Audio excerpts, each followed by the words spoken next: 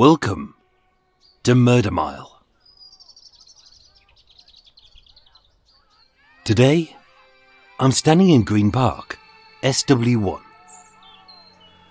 3 streets west of where Sarah Gibson was tortured, 4 streets southeast of the attack on Tudor Semeneyev, 1 street west of the murder by David West, and 1 street from the sadistic slayer with a tear in his eye. Coming soon to Murder Mile.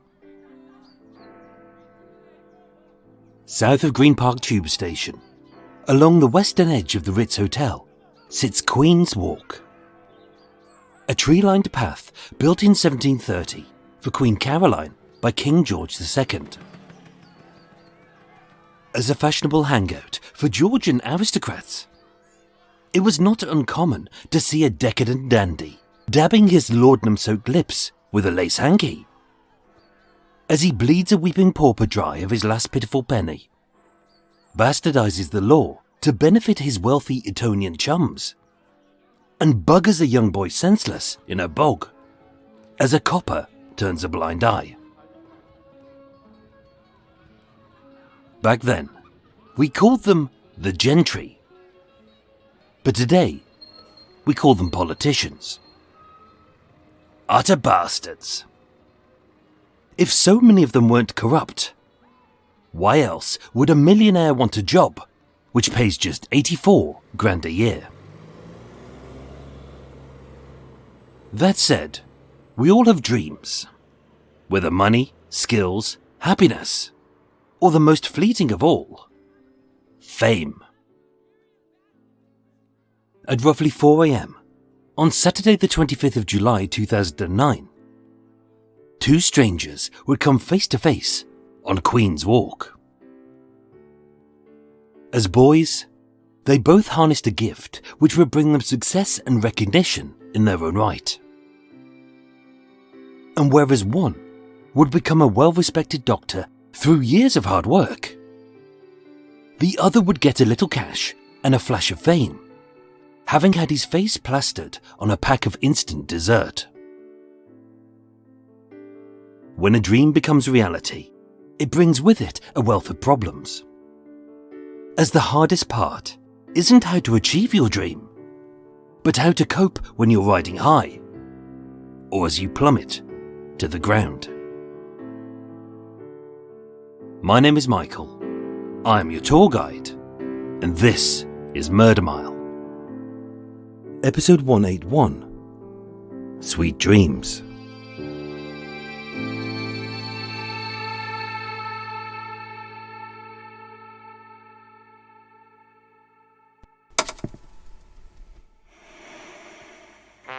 Mums delight your family with the softest, smoothest taste there is. It's delicious, it's still lovely, it's angel delight. As children, we live our lives full of hope and innocence, unaware of what our future may bring.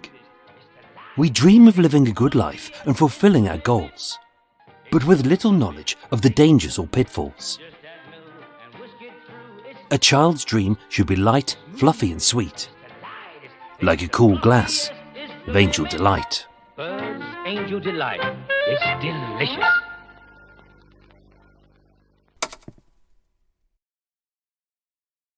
Born in Hendon, northwest London in 1977, Nadim Gulamhuseinwala was one of 2 sons born to Vajuddin and Veronica. Originating in Godram, in the Indian state of Gujarat in northwest India. Like the children of many immigrants, whatever dreams they had, part of theirs would be the desire to please their parents and to make their struggle and sacrifice worthwhile. Blessed with parents described as calm and sensible, both boys were raised well and would succeed. Being 2 years his senior, Nadim's big brother would make a serious mark in financial banking, setting up his own company, leading the UK's open banking initiative, and being awarded an OBE in the 2017 New Year's Honours List for his services to finance.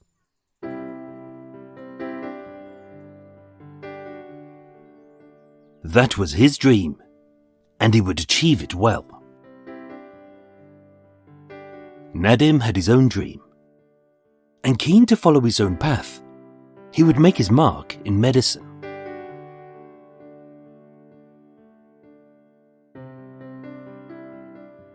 Educated at St Benedict's School in Ealing, he left in 1993, went to college where he studied A-levels in science, and then he would attain a degree in medicine at Bristol University. Being smart, it's likely he suffered with bullying, as many brain boxes do, especially given that he was from another culture and his skin was a different colour. His upbringing would give him the skills to navigate life's turbulent storms. He would face his own risks, his own dangers, and his own failures, being surrounded by contemporaries, many of whom would be bigger, better, and brighter than himself. No one is perfect, and no one is faultless. So as he slowly climbed the long ladder to success, Nadim would be aware of his faults.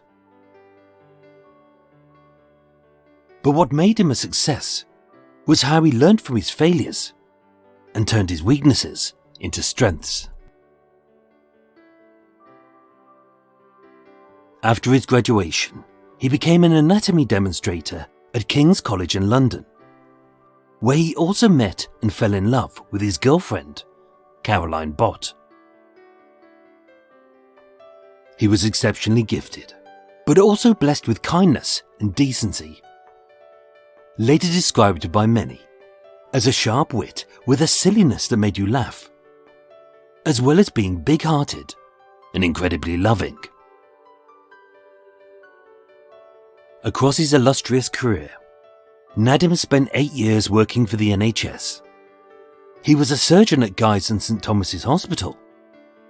He became a member of the Royal College of Surgeons in 2005, and he published research papers, including one into neurological damage owing to stab wounds to the spine. In 2007, Nadim took the prestigious job as a consultant at McKinsey's, a city-based healthcare practice at 1 Jermyn Street, just off Piccadilly Circus. As an engagement manager, he would be based out of this office, but he would travel internationally, often back and forth between London and New York.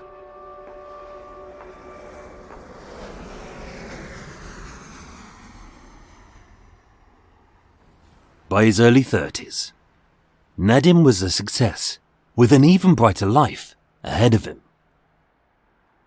He had achieved fame in his own field.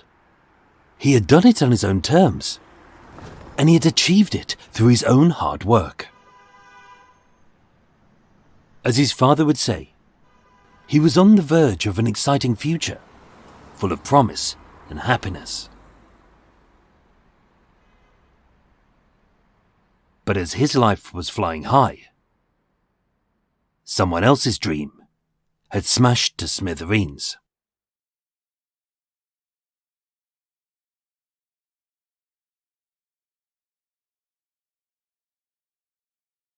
Born 13 years after Nadim, 19-year-old Thomas Connor was raised by his mother in St Paul's Cray in Orpington, a small village in the borough of Bromley, southeast London.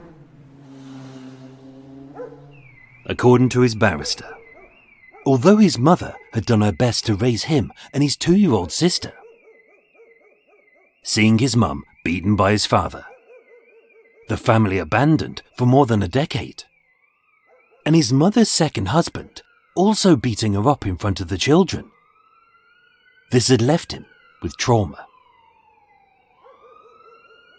With his education faltering, and burdened by a succession of shitty male role models, even as a young boy, he risked being sucked into a world of wastrels and ne'er-do-wells, whose daily high point was hoofing aerosols, contracting STDs, and pissing another day up the wall like a spent bottle of blue WKD.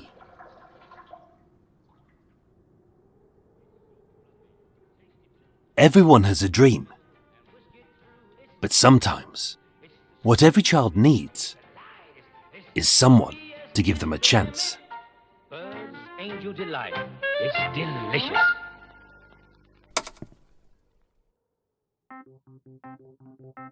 In June 2001, global giant Kraft Foods were looking to rebrand a family favourite, Angel Delight.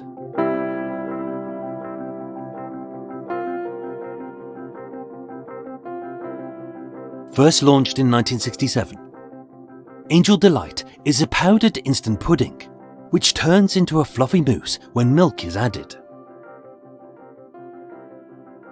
Back then, when Thomas was barely 11, there were 7 varieties: strawberry, banana, chocolate, forest fruits, raspberry, vanilla, and for those with no taste buds, butterscotch. Seen as old-fashioned, they aimed to revitalise it as something fun for kids to make with their mums. The packets had a pop art design full of funky colours and bold lettering. With a different child's face for every flavour, fun was added to the packet by giving it a silly name like Stonking Strawberry. And each child's face was graffitied with a funny moustache, eyebrows or a beard, made from the frothy whip. With the design approved, what they needed was 7 children with angelic faces. Thomas had never modelled before, and he had no dreams of becoming a model. But blessed with soft blonde hair, a cheeky face, and ears like a 2-handled jug, he fit their image of a little angel. Chosen from a pool of thousands, not only was his face selected to be on the packets in every supermarket and on adverts on every television across the country, but as the brand's favourite, he was specifically chosen amongst the few to be the face of Stonking Strawberry, the brand's top-selling flavour. The thing about Angel Delight is that it tastes deliciously creamy. The photo shoot was a breeze, and the fee was a welcome addition to this struggling little family. But more importantly, as a leg up the ladder of success, his fame would be instant. Bird's Angel Delight. Don't let go of your glass.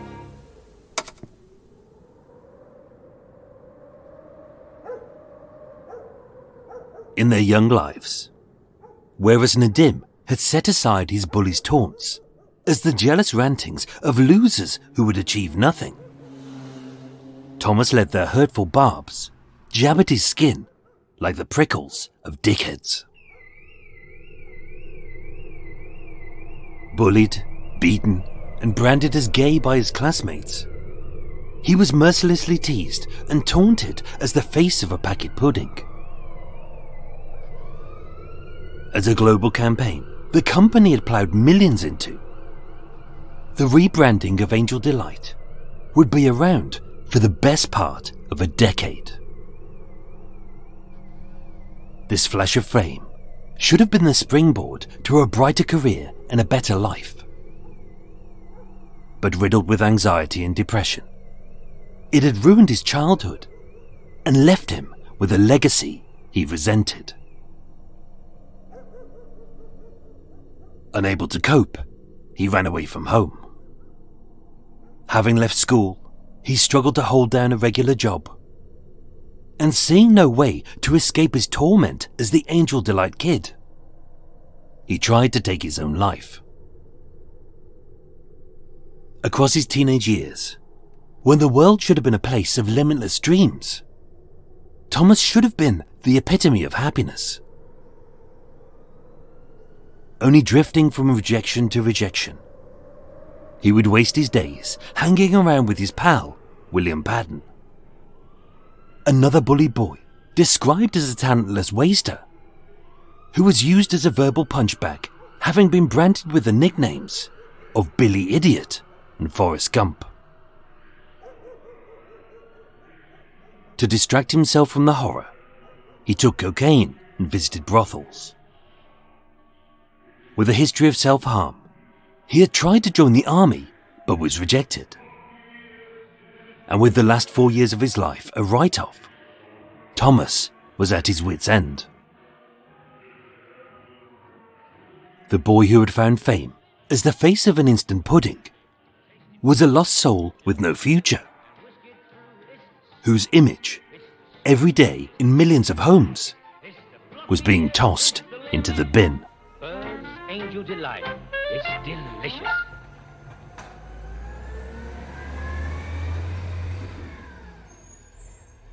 On Friday the 24th of July 2009, Thomas was accepted as an assistant at the local garden centre. It was a simple job for a modest wage, but this distant glimpse of hope would leave him in a celebratory mood. Finally, his shitty little life had turned a corner. But a few hours later, the boy dubbed Britain's Little Angel would brutally beat a stranger to death.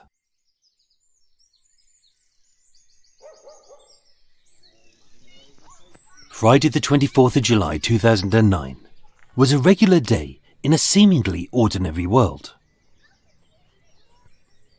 For Nadim, after 2 years as engagement manager at healthcare practice McKinsey's, his life was hectic, travelling back and forth from London to New York. But he had done his best to keep a work-life balance. Still very much in love with his girlfriend, Caroline, they would see each other as often as possible, but when their careers and lives got in the way, they always made time to chat on the phone. Having returned from New York, by early evening, Nadim had left his office on Jermyn Street and was heading out for a fun evening with a friend at Funky Buddha, just around the corner at 15 Berkeley Street in Mayfair.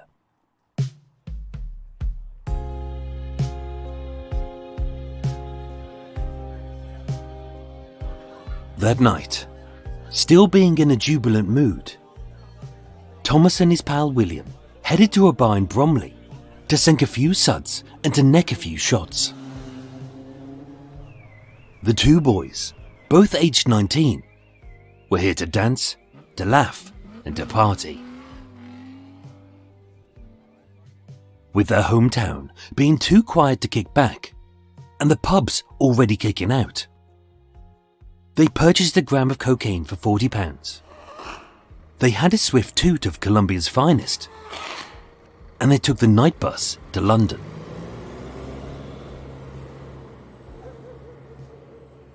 Mayfair's clubs are notoriously snooty over who they let in. So being dressed to impress, the barely legal lads made their nostrils extra festive, with an extra snort from Santa's little magic bag, and headed to Strawberry Moons, a nightclub hidden on Heddon Street, with the usual half-deaf DJ banging out tunes too loud to hear, an overpriced cocktail bar for fans of watered-down vodka with fruit, and a pink checkered dance floor where posers try to mimic John Travolta, but end up moving like crabs with piles. For Thomas and William, they were just two young lads out for a bit of a boogie. But cocaine can have a different effect in different ways. It can make us fun, silly, arrogant, and selfish. It can heighten the best and the worst characteristics of our personalities, making the timid chatty and the twats into massive arseholes. But when mixed with alcohol, it can make for bad bedfellows. At 2 a.m, Thomas, accompanied by William, left Strawberry Moons and headed into Soho.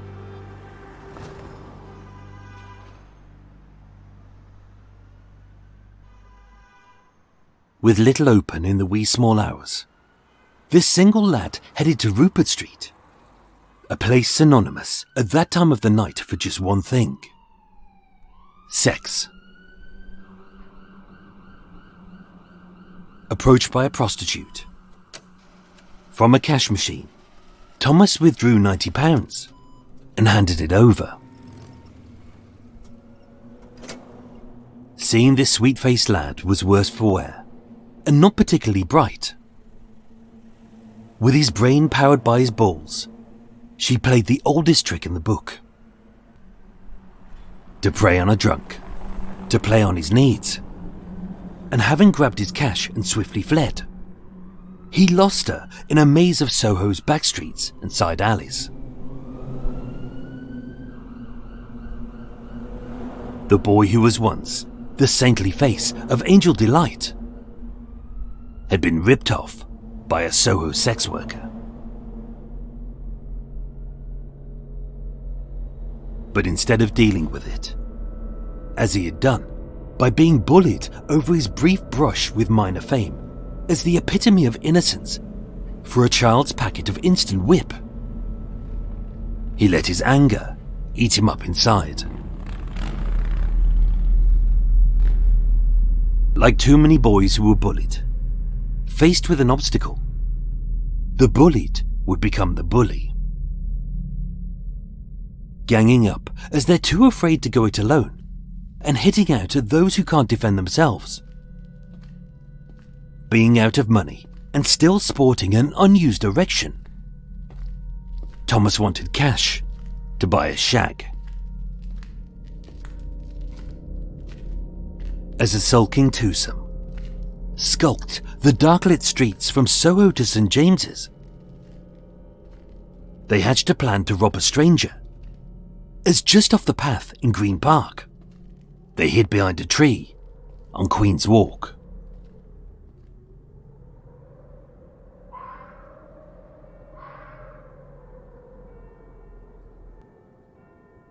Having had a good night and said goodbye to an old friend, 32-year-old Nadim was walking a familiar route from the club in Mayfair to his flat in Westminster.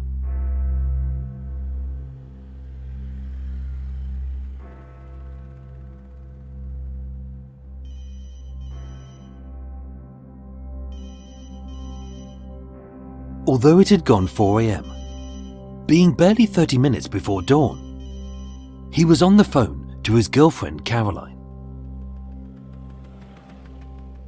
Entering Green Park, by the gates to the side of the Ritz Hotel, Queen's Walk was dark and empty, with not a living soul to see or hear.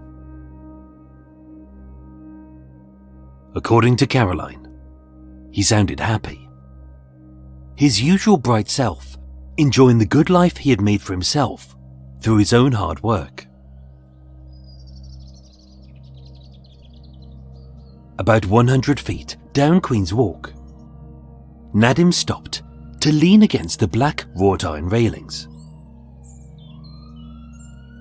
With his girlfriend worried about him walking through the park alone, he reassured her that he would take a taxi the rest of the way home, but said he was enjoying the night air. In the familiar dark of Green Park, and a path he had walked many times before, the faint light of his phone was the only light illuminating his face, as he spoke to the woman he loved for one last time. Having had a long day, he said he felt tired, and he was jealous of the fact that she was already in bed. Caroline would later state, he started saying something else. Then there was 2 to 3 seconds of white noise. I just said, hello? Hello? Hello? And then the phone went dead.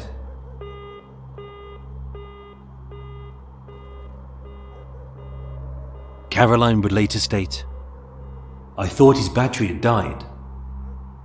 I didn't try to ring him again because I thought he would be home in 20 minutes and he would ring or text me to say he got home safely." It had happened before, and with nothing to really worry her, I tried to stay awake. But with the hour being so late, I fell asleep.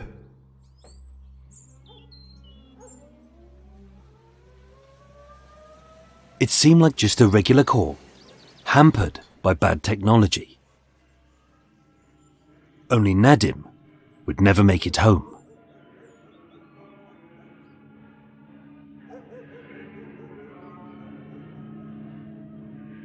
Shown as evidence, footage would clearly show no provocation prior to the attack. Thomas and Nadim had barely exchanged glances for a split second, and they hadn't spoken a single word. While Nadim was on the phone, a look of horror engulfed his face as Thomas swung a 10-kilo cast iron railing at his head. In his confession, Thomas would admit, "I don't know why. I was just really angry at everything. Everyone being rude." As he leaned over while on the phone, I struck him down. He got up, looked at me, and I hit him square on the head. I saw his eyes were open. I thought he was looking at me, so I got scared. I stamped on his head a couple of times. Knocked unconscious, Nadim suffered multiple skull fractures as Thomas stamped on his head and his face. And as the young gifted doctor, who was barely halfway through his life, lay dying on the ground, Thomas's pal, William Patton, rifled the bleeding man's pockets, stealing his phone, wallet, and cash. In the time it would take to make some angel delight, Nadim's dream was shattered.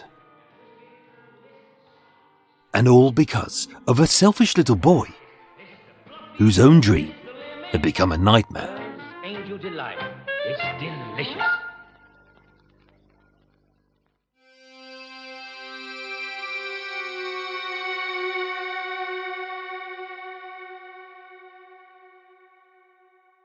With his family devastated, Imran would state, "My brother was killed in a barbaric, senseless, and utterly unprovoked attack. He had no argument with the men, but they brutally robbed him of his life and his future." Discovered by a passerby just a few minutes later, at 4:15 a.m, police and paramedics were called, and Nadim was rushed to hospital in a critical condition. But having suffered a brain hemorrhage, he remained in a coma for 2 weeks, until Wednesday the 5th of August 2009, when he was declared legally dead. On the day of his death, using CCTV, DNA, fingerprints, and mobile phone data, Thomas and William were arrested, with Thomas stating, "I was looking at him for a couple of seconds, thinking, what have I done? I really thought he was dead. I kept saying to Bill, he's dead. I think he's dead." And yet, so traumatized were the boys, having believed they had killed a stranger, that while the paramedics were fighting to save his life, they returned to Soho so Thomas could fuck. Pleading not guilty, in a 3-week trial at the Old Bailey, Thomas Connor was sentenced to life in prison for murder with a minimum of 25 years, with William Patton to a minimum of 23 years, and both boys due to serve an additional 10 years for robbery to run concurrently. When a dream becomes reality, it brings with it a wealth of problems. As the hardest part isn't how to achieve your dream, but how to cope when you're riding high, or as you plummet to the ground.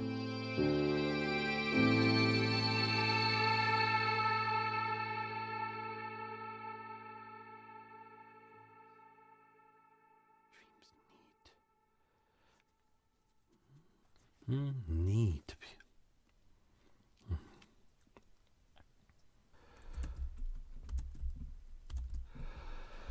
Drunk. I think that's it. Yeah. Oh,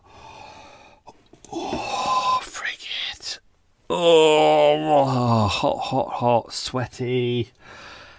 Hello, everyone. How's everyone doing? You all good? Oh dear, it's muggy out today. Heat wave is coming back. Bloody heat wave. I mean, it doesn't look like it's going to be as bad as a couple of weeks ago when it was getting close to the 40s. Did we reach 40? I can't remember. I know we were bloody close to it. I think we did, didn't we? Hottest on record. Oh dear. Anyway, it's muggy at the moment. We got a week of it coming in. Bastard. I'm just going to take off your hat. Hang on, here we go. There we go, your hat's off. You can probably hear me better now. Oh, I've moved away. I've moved away from the weir that was there. So last week in Extra Mile, you would have heard a throughout Extra Mile. Not in this week's episode. Oh, dear Lord. Because window open. Nice and quiet. Nice and quiet. So I'm just going to open a couple of doors. The only problem is I went to moor up in a place. Oh, hang on. Open some windows. Oh, that's nice.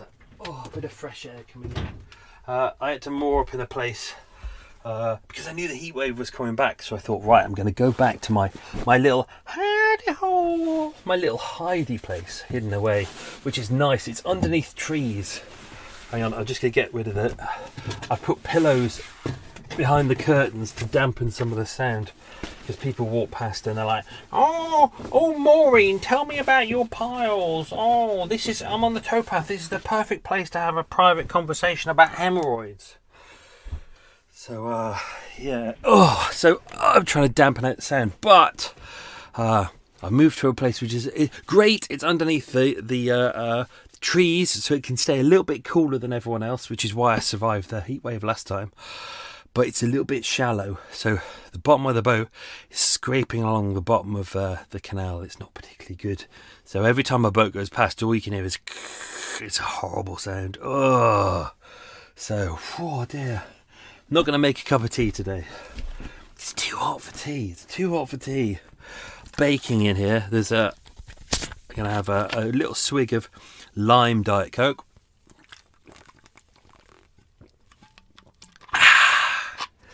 Oh, those chemicals are lovely. Oh, fresh. I'm knackered already. It's not even 4 in the afternoon. I've been ploughing away since 5 a.m. I'm knackered. I've done it. It's moving boat day. So I deliberately get, because all the holiday boaters are out and they're a bit shit at knowing how to boat. They boat like once in a blue moon and they forget everything. Then they get on the waterway and they think they remember everything, but they're terrible. They're really bad at remembering shit. So I get up early. I knew I had 2 locks to cover and potentially a third one. So I was like, right, I'm going to get to the first lock. So got to the first lock. It was already open. That was good. And the middle between the 2 locks is about a 300, maybe 400 foot gap, which is called the centre pound. And the centre pound is like a little expanse of water which fills up, and that gets you to the next lock. And the problem is the gates on there are really leaky. They've been leaky for ages. They're absolutely effed. They really are. They're absolutely effed. So I thought I'll turn up early and check it's okay. And I looked at it and I thought, it's not terrible, it's not great, but it's just, it could be enough to get me through. So I got the boat through and chugged it through and I made it to the next lock, and that was brilliant. So I started opening up the paddles to fill up the next lock so I can get through. And then my boat got grounded. And, it's so annoying. So it took about an hour and a half to refill that massive 300 to 400 foot pound of all the water, just so I could refloat myself, because the boat was grounded in the water and I couldn't jump onto the boat. Oh, that's the excitement of living on the boat. But the problem is I couldn't open the gates either because there wasn't enough water. So I was having to push against these gates, and my legs are absolutely effed at the moment. I was using too much force. Which is why I think it's funny when you watch those programmes with Prue, whatever her name is, from Fawlty Towers, and Timothy, her husband, on the canal. And they're both old and doddery. And you see them going along going, "Oh, Prue, let's go through this lock and then we will moor up here." It's so contrived, because it's like you see them mooring up in places that I know really well. Like there's a great one where they go into Paddington and they're mooring up into Paddington and they go, "Oh, Prue, this looks like a nice place to moor up," and they moor up and they get the first spot and there's loads of space. There's like barely a handful of boats there, and you go, "Oh, that's lucky." It's not lucky. Literally, the enforcement. It's meant to be a charity, but the group who kind of runs the waterways, they basically told everyone, F off the waterways. Prue and Timothy are coming in, F off. So we weren't allowed to moor up there, so they turn up and it goes, "Oh, Prue, this looks perfect." And it's very funny when you see them going through locks. You see them kind of half pushing a lock themselves, but they're not. Half of these locks, even for someone who's relatively fit like myself, who's got a good set of legs on me and a good back, and I can kind of put some heft into it, even I struggled with the locks today. Even my legs are sore having pushed these locks that some of them weigh a good couple of tons. So there's no way that Prue and Timothy are doing that. It's so contrived. So anyway, oh, the fun you can have on the waterway. Anyway, this is me done. I've done this recording. I'll power through. It's a Monday. I always work every day anyway. I rarely take it off. But I wanted to get myself ahead because we've got the live show this week in London on Thursday. So I wanted to make sure I've got a day to do everything I need to do for that. So I've got myself a day. So it's Monday and I've recorded the script. Which is great. So I'm ahead. So that means tomorrow I shall go into Costa Coffee at 7 a.m. and I shall be abusing their Wi-Fi and abusing their electricity and doing a clean-up and a first run of the narration for this episode. So there you go. Thank you to new Patreon supporters. Thank you very much. Who are Lou Williamson and Leslie Slaney. Thank you to both of you for becoming Patreon supporters. There's lots of really lovely goodies in there. We've got photos, we've got videos. If you're on the $3 tier, it's photos, videos. I try and do a weekly thank you message as well. That's on there. And every Friday I do, there's loads of them in there now. I always try and do a murder-related film every Friday. So Friday evening, if you've got nothing planned, there's always a kind of an interesting film that I pop on there, and people seem to like them. They always go, "Oh, either you haven't seen this for years or you haven't given it a go," and it's always something interesting. I always try and post something that's different every week, so that's on there. If you become I think it's a £7 or is it $7? I can't remember. $7 patron. You get Walk With Me, which is the weekly exclusive episodes. There's about 100 of them now that go out. And after I've edited the episode, I go through everything that's in the episode. So you know all the stuff that nobody else will ever know in Extra Mile. This is all the stuff that I save for there. If you become a $10 patron, you get all the early episodes. So instead of waiting until Thursday to get your episodes, you get your episodes on Monday. Core lummy plus everything else as well. And then there are the $15 patrons. Ooh, thank you guys. They get exclusive Murder Mile mug. Everyone gets all goodies sent to them. You get some get the exclusive little red key rings. They're very rare. So there's lots of goodies, and I always post lots of crime scene photos and really interesting stuff. And I know quite often on some people's the Patreon stuff that they like a week later they'll share it with everyone else, but I try not to. I try and keep it as special Patreon stuff, so it's very much worth subscribing for if you want to, and if you can. If you can't, that's not a problem at all. Times are hard, as is proving at the moment. Just a quick thank you, just to say, I apologise. I've entirely forgot that I've got the donation thing. What's it called? Supporter.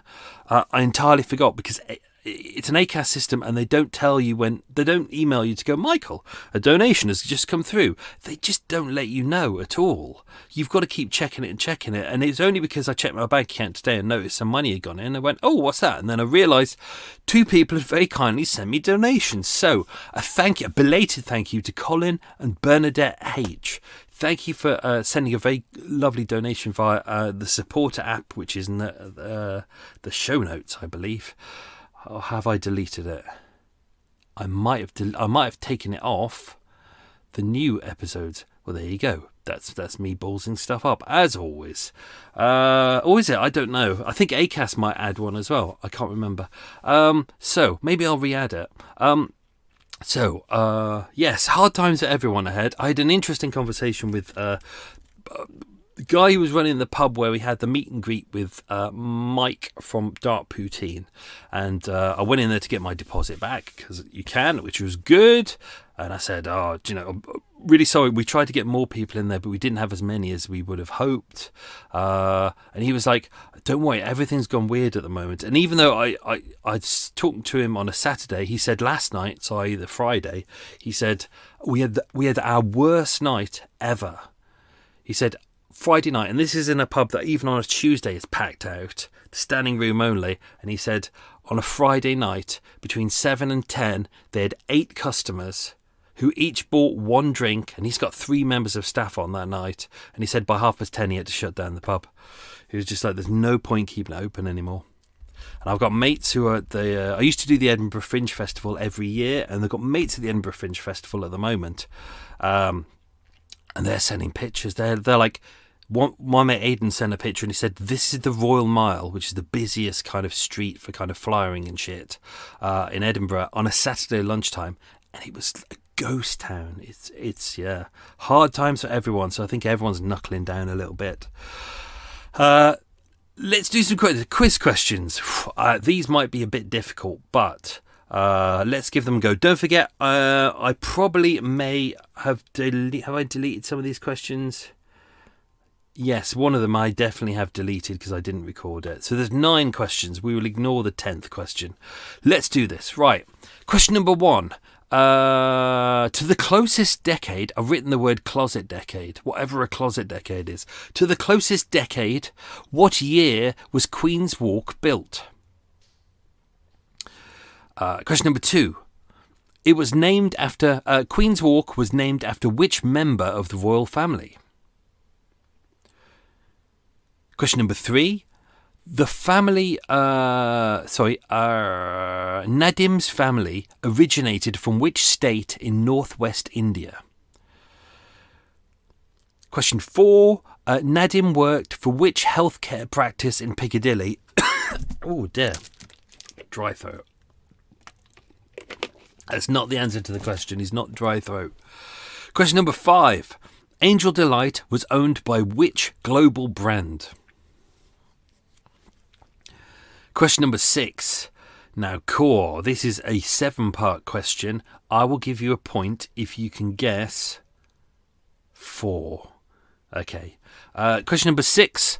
Name the 7 varieties of Angel Delight in 2001. So the 7, but I'll give you a point if you guess 4.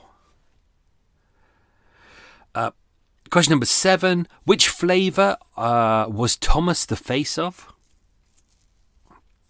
Question number 8. What 2 nicknames was William Patton given? So that's his buddy, William Patton. What was his 2 nicknames? There's actually 3 in total. We'll do that shortly. Question number 9, which is our final one. Where did Thomas finally get a job? Almost. Question number 10 was who won the women's Wimbledon tennis final that year? The answer was Serena Williams, but there was a whole section in there about what happened in that year. But in the end, whilst recording it, I decided to take it out. So let's dive into some stuff to do with this episode. Annoyingly, very annoyingly, normally what I do is I create a little, like a biog for myself of everything I need to know, and everything's in chronological order. And then before I start writing it, I copy it and paste it at the bottom, and then I can start cannibalizing the piece that I've got. Unfortunately, I forgot to paste and copy, so it was only when I was getting near the episode and I thought, oh, I'll save this for the end. And then I realised I hadn't saved all my old data, so not a lot of it is left. But to be honest, most of the information I used in this episode, because it was one of these really... there's nothing in the archives about this because it's too new. Pretty much everything I got from was kind of from newspapers and sources and things like that. So, and as we've seen many times before, quite often with newspapers, they don't do their own research. They basically get the press report from either AP Wire or Press Association or Reuters, and then they slightly change a couple of words here and there. Quite often they will go, a source says, and what they mean is, I looked on Twitter. Or, as they quite often do, if they find out where someone lives, like on a certain street, they will call up neighbours on the street. They will just call as many numbers as they can, which they could do back when people still had home phones, which not a lot of people still do now. Things have changed, and that's what they do. That would be a source. So they love saying a source, and what they mean is, I can't be asked to do any work. This is why some details are really annoying in here. So, Nadim, post the attack, they said he was taken to King's Cross Hospital. There isn't a King's Cross Hospital. There's St Pancras Hospital, and there's the one just on the new one, the ICL on Warren Street. So again, the press have kind of balls this up here. So I couldn't actually pin down exactly what hospital he was taken to, which is weird because the nearest hospital to Green Park is St Thomas's, which is where he was a resident surgeon, and that's south. But for some reason, the ambulance went north. Maybe they were busy that day. Anyway, the police and the ambulance were called at approximately 4:15. They reckon the attack took place just a couple of minutes after 4 a.m. As mentioned, Nadim was discovered by a passerby who happened to be walking through the park. It was dawn at about 4:30 a.m. That someone's got an angle grinder out. Oh, it's so annoying.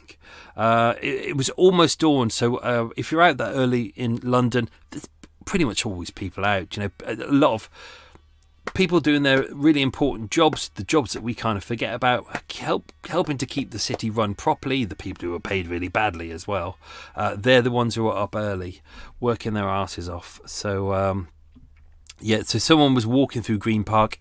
I've done it myself at night, walk through the parks. I walk through Regent's Park, Green Park. I find it relatively safe. I don't really have a problem with it. You just keep your eyes open, as you would on a busy street. I think you're more likely to get beaten up on a busy street than in a park. And at least in a park, you can disappear, you can hide somewhere. As mentioned, he was taken to hospital in a critical condition, but did not recover. His family and his girlfriend were beside him, and he spent 12 days on life support.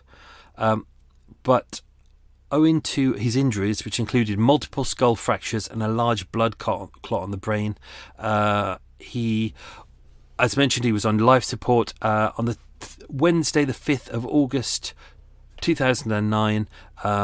They had to take him off life support. He was declared as clinically dead.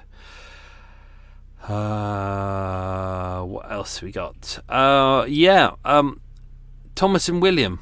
So as mentioned in the episode, as the ambulance turns up to save his life, they've got his money and they head off back into Soho. He did say, I don't think Bill really knew what I was going to do. This was part of the defence in the court case. Sorry, a boat going past. Hence it's a little bit loud at the moment. And you can hear scraping underneath. Oh, that's a fine figure of a man. Lovely. Not that I've got a body to talk about, but Christ, at least I cover mine up. No one wants to see mine, except Eva. And sometimes even she doesn't. So yeah, part of the defence was they kind of blamed each other, as kind of briefly mentioned. What was said in the trial was that they had kind of made an agreement that they were going to rob someone. William, who he refers to as Bill, was going to hide behind a tree, and they were going to jump out at the person they were going to attack. But William, i.e. Bill, said that he didn't know that Thomas was going to grab a pole and start beating the guy over the head and then kicking, stamping on his face. That was his kind of defence for it. And Thomas Connor would kind of say that as well. He'd say, I don't think Bill really knew what I was going to do. He said he had a bad feeling and thought the victim was dead. I was looking at him for a couple of seconds thinking, what have I done? I didn't want him to die. I just kept running as fast as I could. I was so scared. I really thought he was dead. I kept saying to Bill, he's dead, I think he's dead. And then all of a sudden they go to Soho again. The pair headed back to Soho to find another prostitute. Both defendants admitted spending Nadim's money on a prostitute after the assault. So how distraught could they really be, having beaten up a man and kicked him to death, and then they were like, oh, I know, let's go and pick up a prostitute and shag her. Now, obviously, if this was, I'd had access to the court records, I'd be able to find you, we would have probably already gone through what was Thomas's and potentially what was William's, what was their criminal records before, what they've been charged with, but we don't have access to that. I had a kind of a trawl around, but obviously Thomas's name is quite familiar. Williams, there's not much in there, and both, don't forget, they're not too far away from 16, so a lot of the details wouldn't be in there, and it wasn't released to the police. So yeah, they went into Soho, they had sex with a prostitute, and then they headed back home to Kent. So yeah, they're clearly distraught about this. Detective Inspector Jeff Minns was the investigating officer for the Homicide and Serious Crime Command. It was relatively simple for them. They'd made the arrest based the CCTV footage. So if you're in London, pretty much every street is covered by CCTV, not just private stuff, but obviously we've got all the insurance cameras on there. We've got the traffic cameras.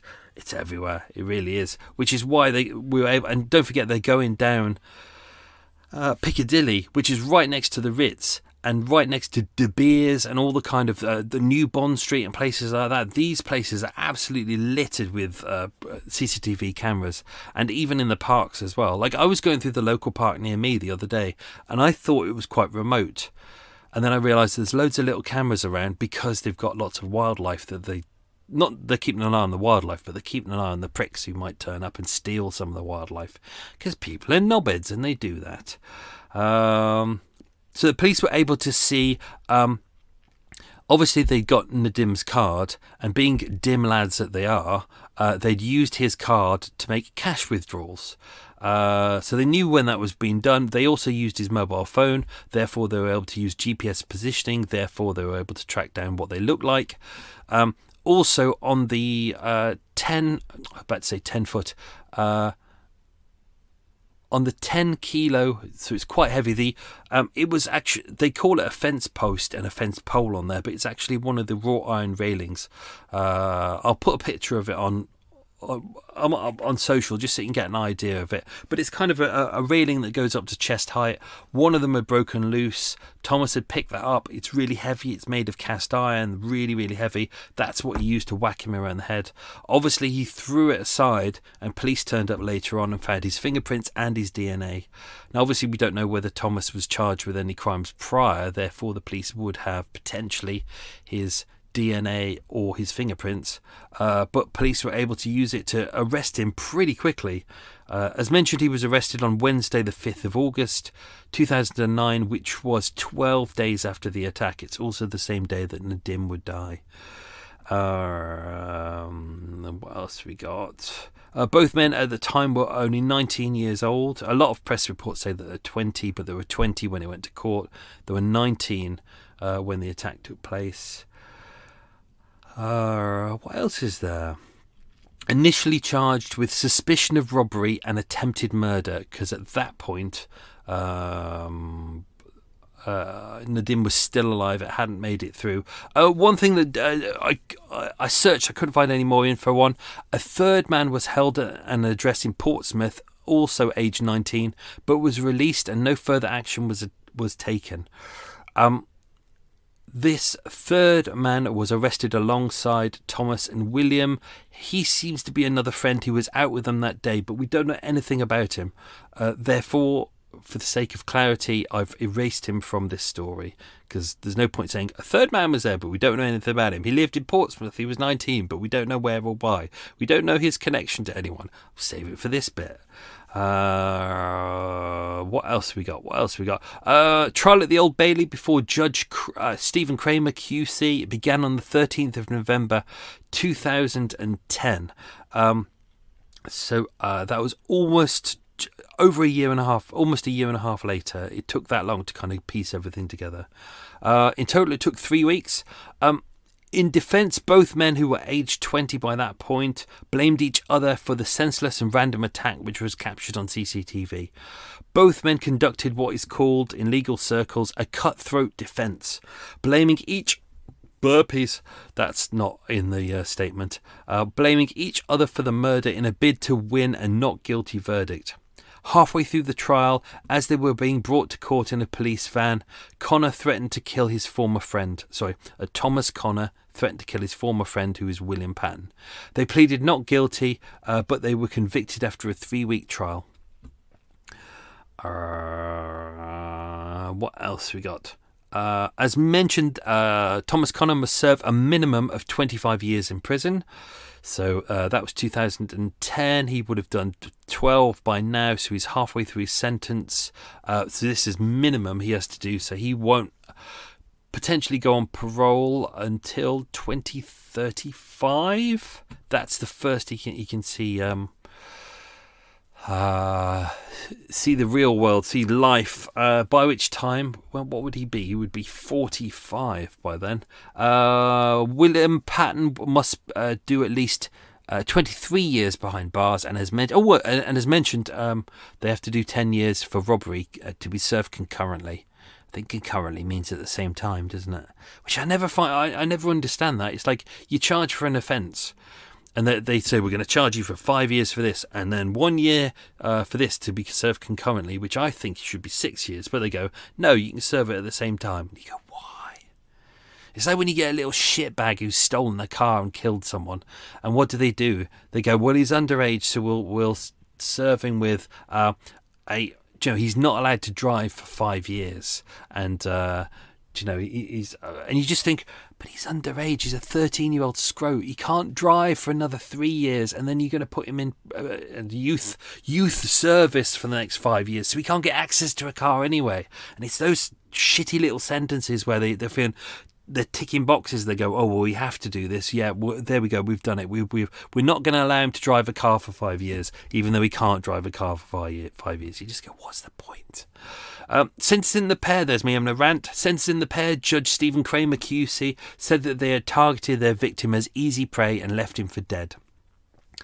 The doctor was an admirable and fine man who had done nothing to provoke the attack. He was a talented man with the prospect of a promising career ahead of him, which you have snuffed out. Fueled by alcohol and cocaine, you used gratuitous violence on a man you must have known was vulnerable. As mentioned, both men must also serve 10 years for robbery. It's got a statement here by Detective Inspector Jeff Minns, who was an investigating officer. He said, I welcome today's verdict. Only Nadim's family and friends can really understand what the last 8 months have been like, and I would like to thank them for their unwavering support of the police and their patience throughout the investigation and trial. The result today won't bring Nadim back, but hopefully it brings them a degree of comfort and will assist them in coming into terms with the tragic and traumatic events of the 25th of July last year. Whilst they have to endure the pain and bereavement following the death of Nadim, his brother Imran, his mother and father, and girlfriend Rebecca have done this with utmost dignity. I would also like to thank of crucial importance was the DNA and CCTV evidence in this case, both of which hugely assisted in the successful outcome, which is very much true. You've seen all these cases so many times where there's something happens to someone in the middle of a place where there's no cameras, and if they haven't got DNA and haven't got fingerprints, they're pretty much screwed. There was a funeral for Nadim. More than 500 people turned up. I think that's it. I think that's all I've got on that one. Because don't forget, I deleted most of the. I think pretty much everything I was going to say is in the episode. So, let's do the answers to the questions. Let's see how many I fucked up. And a very very blue episode this week. Lots of Fs, wasn't there? Lots of Fs. But then again, it was an emotive episode. Let's see how many I ballsed up and how many I will edit out. So, question 1. What's the closest decade to the closest decade? What year was Queen's Walk built? It was built in 1730. When you look at it, it's a path. It's a path. It's a path. It's a path. There's some bollards on the side of it. It's a path. I don't know why we have to know when it was built. It's a path. Question 2. The path was named after which member of the royal family? It was Queen Caroline, although I went past a pub the other day which was called the Duke of York. And is it Andrew's Duke of York, isn't he? Who's the Duke of... He's Duke of Paedophiles anyway. There we go. Question number 3. Nadim's family originated from which state in northwest India? It was Godram. Wonder how many people have got. Probably none. These are quite difficult. Question 4.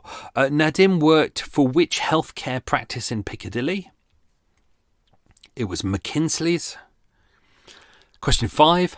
Angel Delight, yum, was owned by which global brand? Kraft Foods, who are well known for fucking up British brands. They have picked up some of our good products before and they've turned them into shit. Question number 6.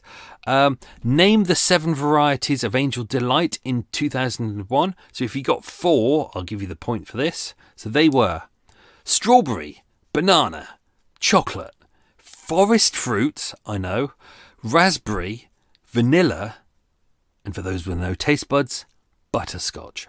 Ugh, always hated butterscotch. It's disgusting. Question 7. What flavour was Thomas the face of? He was the face of stonking strawberry. If you Google it, you'll see his face on there. Question 8. What 2 nicknames was William Patton given? He was known as Billy Idiot and Forrest Gump. His other one, they used to call him Silly Billy, and I just thought that just sounds shit. And question 9. Where did Thomas finally get a job? At the garden centre. There we go. So that's that. That's me done. And I'm not going to edit anything. It's 4:15. I'm knackered. I'm going to go for a walk. Even though I've done all my walks for the day, I've done almost 13,000 steps. I'll do another couple of thousand steps, and then I'll get ready for din-dins. Din-dins. So that's me done. Thank you, everyone. Have yourself a good week. Stay safe and be good. If you're coming to our live show on Thursday, we look forward to seeing you there. We've got the Manchester one coming up. We can try and work out whether we can live stream it, but it's not just a case of just putting up a camera, because what we know is if we put up a camera, the sound has to be good, the vision has to be good. Otherwise, there's no point you tuning in to watch it. Otherwise, you go, I watched it, but I couldn't see you. I couldn't tell what was going on. I couldn't hear anything. So I want to make sure that the quality is decent. So we're only going to do live streaming if it's good enough. If it's not good enough, we're not going to do it. So, but come to London, come to Manchester. If Manchester goes well, we'll do more. So, that's it. Have yourself a good week, folks. Stay safe and be good. Enjoy life. Make the most of everything that we've got and things like that, etc., etc., etc. That's it. I'm done. Stay safe, be good. Lots of love, everyone.